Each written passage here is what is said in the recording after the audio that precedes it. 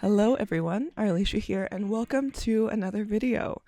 Today we're going to turn this normal old, boring old, and even cool old CD into a super cool, cool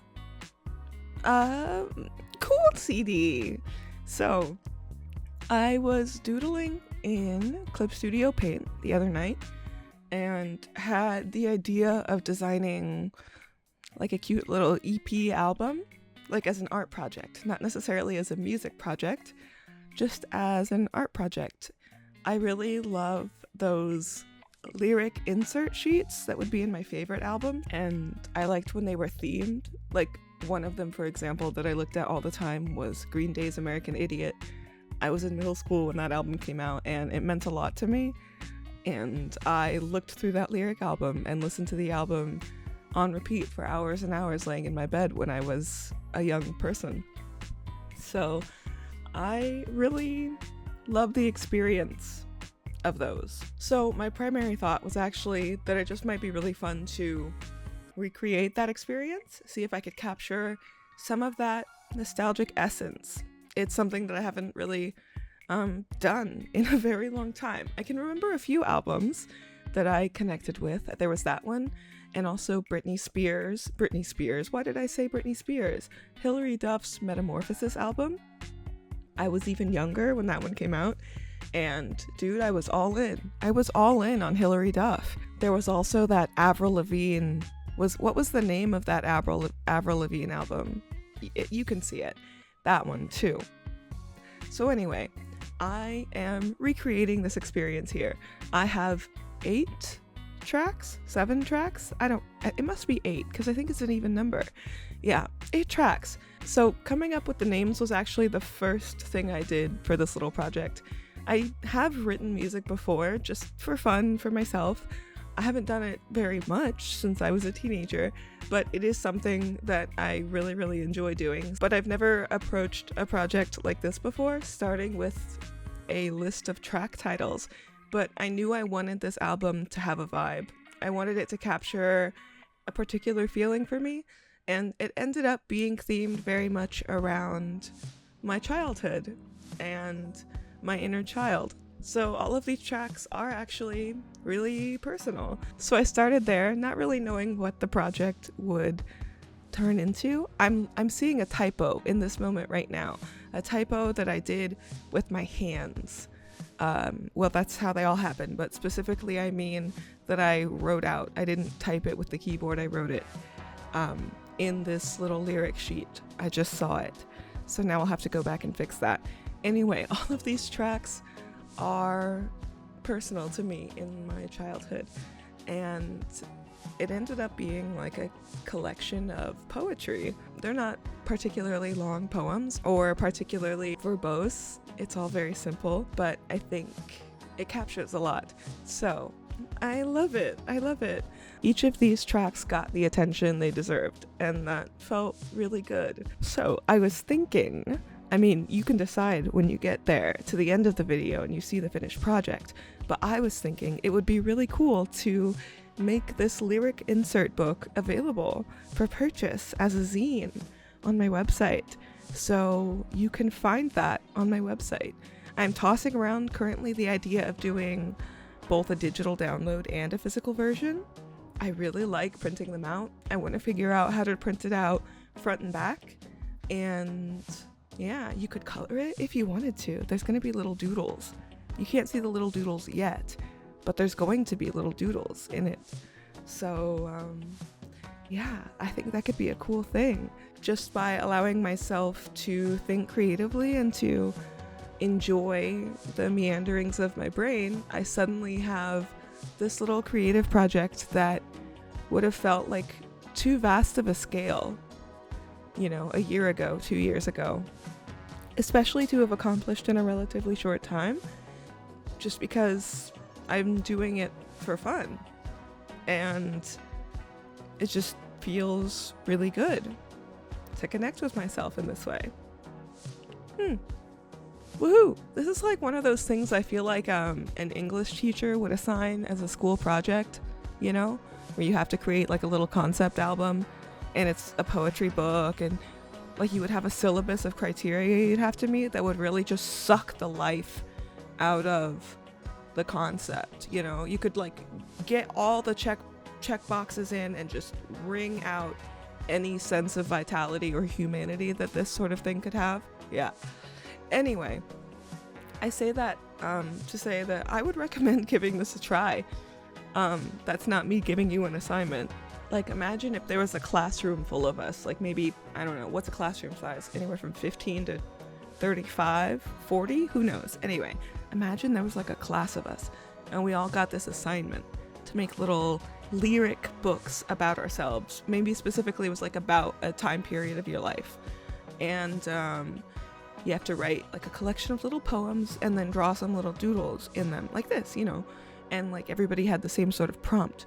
Like, think of how many cool fake albums we could make, you know? And then if you find one of these old jewel cases and, you know, you could even just draw directly on paper. You don't have to make it as complicated as I did by doing it in Photoshop. You don't have to overthink it as much as I did. You could just use real paper and have a cute little CD. And then imagine if like we had collections of each other's fake little CDs. Oh, that would be so cool.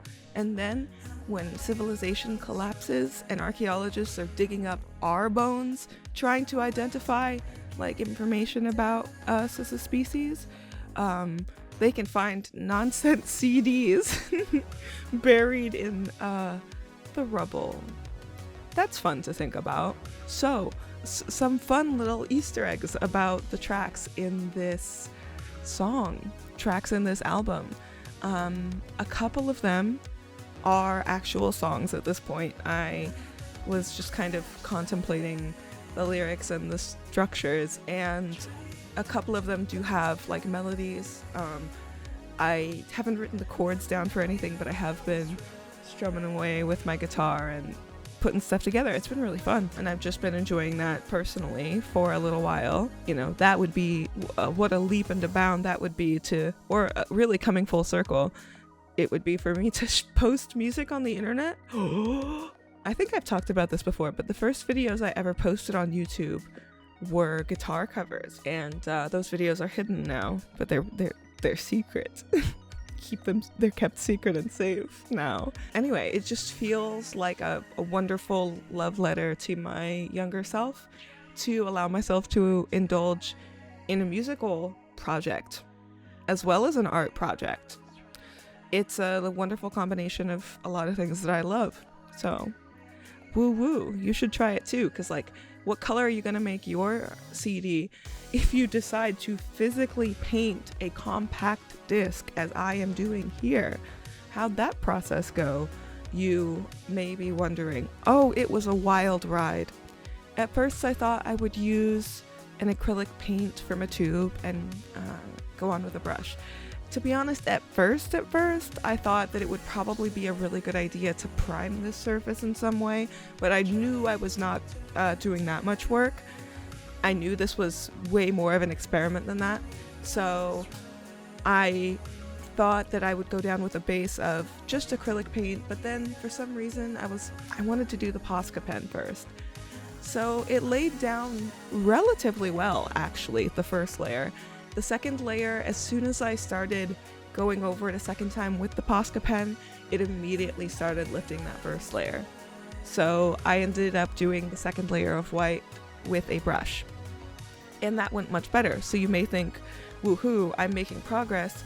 Little did I know, as I applied the third layer of white acrylic paint, that I really should have just gone straight in on the disc itself with the color that I wanted to be in that area, because of course the surface isn't primed for paint in this way, so it's not really sticking. Like it's sticking kind of in the way that it can, but it's not really adhered to the surface. So when I went in with the design of these little critters, these little cuties, these two pals, on the cover of the disc, the Posca pen, which is just basically like an acrylic paint, reactivated the layers of white underneath. So you can see once I started to go in and really try to paint the body. Now, once I started, it was like that Indiana Jones scenes where the boulder is chasing him. I've been on that ride at Disneyland, by the way, and I found it alarming. Like, I was dissociating a bit and I was pretty anxious and I was a teenager, but like if I hadn't been on a school trip and been sitting in a cart where I was wearing a seatbelt with my friends, I mean, I was still scared. I was scared when that boulder was chasing us in that Disneyland ride. That frightened me. So anyway, that's what it was like when I was painting these little dudes. Because once I started, I was like, well, what am I gonna do? Stop? Start over? No. Where the ball is chasing us, we're going until it's done. And I was hoping that this would just be like paint coming up. It's not really reactivating, it's just coming off the layers underneath. And I was hoping, well, when this top layer dries, it can be crumbly and it can be very precariously dried onto the surface. You know, like if you scratch it, it will come right off, but maybe that's okay.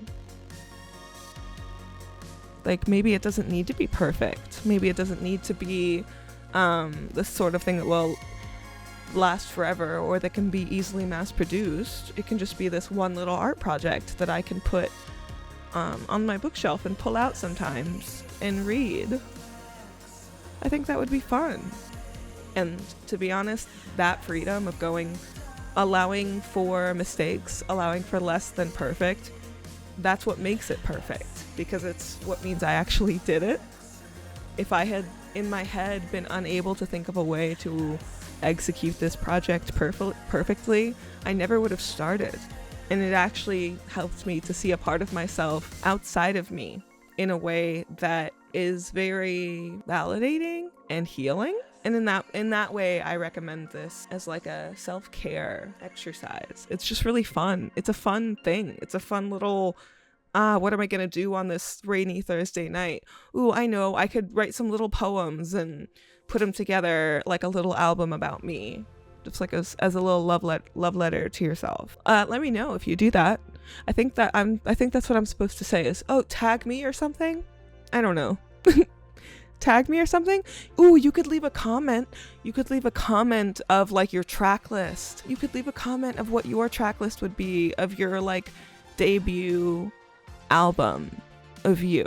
You know, for me, I focused on my childhood. So, you know, I don't know, you could pick a time frame if you want. It'd be really fun to do something like punky for my teen years. Oh, yeah.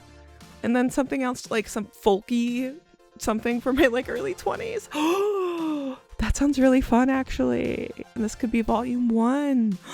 Oh man, let me know how that sounds to you. That sounds awesome to me. Oh, now I'm pumped. Ooh, I'm excited. This is cool. Wonder what kind of like Easter eggs we can include and like fun little bits of continuity across them. Like how will the color palette stay the same or change? Will I figure out how to do these little side tabs without smearing the ink? In the very, very beginning of this, you saw the old insert from this album, and I just used that as a template. Just scanned it in and drew on top of it, you know, at 100% resolution and printed it out at the size that it already was. I kept the original barcode as a little homage to what used to be. Anyway, I'm really proud of this. I really like it a lot. I hope you like it too. If you'd like to get this little lyric insert book as a zine, you can pick it up on my website.